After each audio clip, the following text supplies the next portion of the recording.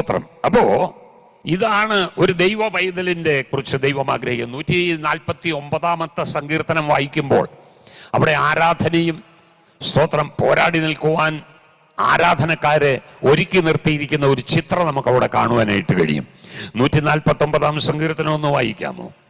യഹോവയെ സ്തുതിപ്പിൻ, യഹോവയെ സ്തുതിപ്പീൻ, യഹോവയ്ക്ക് പുതിയൊരു പാട്ടും ഭക്തന്മാരുടെ സഭയിൽ അവന്റെ സ്തുതിയും പാടുവിൻ.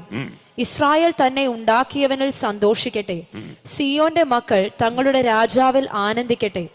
അവർ നൃത്തം ചെയ്തുകൊണ്ട് അവന്റെ നാമത്തെ സ്തുതിക്കട്ടെ, തപ്പിനോടും കിന്നരത്തോടും കൂടെ അവന് കീർത്തനം ചെയ്യട്ടെ. എന്ന ആരാധനയാ സ്തോത്രം, എന്ന ആരാധന ദൈവജനം സന്തോഷിച്ച് ആരാധിക്കുന്ന ഒരു ചിത്രമായി കാണുന്നത്. അങ്ങനെയുള്ള ആരാധനയിൽ പ്രസാദിക്കുന്ന ദൈവം 4-ാമത്തെ വാക്യത്തിലേക്ക് വരുമ്പോൾ, യഹോവ തന്റെ ജനത്തിൽ പ്രസാദിക്കുന്നു, താഴ്മയുള്ളവരെ അവൻ രക്ഷ കൊണ്ട് അലങ്കരിക്കും. ഭക്തന്മാർ മഹത്വത്തിൽ ആനന്ദിക്കട്ടെ, അവർ തങ്ങളുടെ ശയ്യകളിൽ ഘോഷിച്ചുല്ലസിക്കട്ടെ.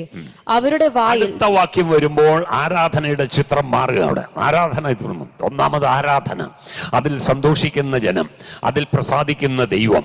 സ്തോത്രം. 6-ാം വാക്യത്തിലേക്ക് വരുമ്പോൾ അവരുടെ വായിൽ ദൈവത്തിന്റെ പുകഴ്ചകളും അവരുടെ കയ്യിൽ ഇരുവായ്ത്തലയുള്ള വാളുണ്ടായിരിക്കട്ടെ. ഹല്ലേലൂയ. സ്തോത്രം. വചനമെന്ന ആത്മാവിന്റെ വാള് നമുക്ക് തന്നിരിക്കുന്നത്.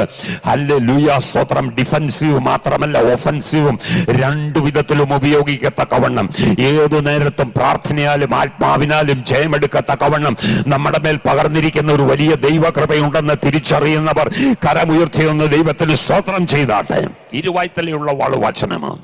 അപ്പൊ ദൈവത്തിന്റെ വായിൽ, നമ്മുടെ വായിൽ ദൈവത്തിന്റെ പുകഴ്ചകളും അവരുടെ കയ്യിൽ ഇരുവായ്ത്തലയുള്ള വാളും ഉണ്ടായിരിക്കട്ടെ. എന്തിനാ? ജാതികൾക്ക് പ്രതികാരവും വംശങ്ങൾക്ക് ശിക്ഷയും നടത്തേണ്ടതിനും അവരുടെ രാജാക്കന്മാരെ ചങ്ങലകളാലും അവരുടെ പ്രഭുക്കന്മാരെ ഇരുമ്പ് വിലങ്ങുകളാലും ബന്ധിക്കേണ്ടതിനും എഴുതിയിരിക്കുന്ന വിധി അവരുടെ മേൽ നടത്തേണ്ടതിനും തന്നെ. Praise the Lord. ഹല്ലേലൂയ. അപ്പൊ ലേവി ഗോത്രം സ്തോത്രം നോക്കുമ്പോൾ വ്യത്യസ്തരാണ്. ഇസ്രായേൽ ജനം വ്യത്യസ്തരാണ്. മറ്റ് 11 ഗോത്രങ്ങളെയും യുദ്ധസജ്ജരാക്കി നിർത്തിയതുപോലെ, മാത്രമല്ല ലേവി ഗോത്രത്തെ ദൈവിക ശുശ്രൂഷയ്ക്ക് വേണ്ടി സജ്ജരാക്കി നിർത്തിയതുപോലെ, പുതിയ നിയമ ഭക്തന്മാരെ ആരാധനയ്ക്ക് വേണ്ടി മാത്രമല്ല പോരാടി നിൽക്കുവാനും സജ്ജരാക്കുന്ന ഒരു ദൈവമുണ്ടെന്ന് എത്ര പേർ തിരിച്ചറിയുന്നുണ്ട്? കരമുയർത്തി സ്തോത്രം ചെയ്താട്ടെ.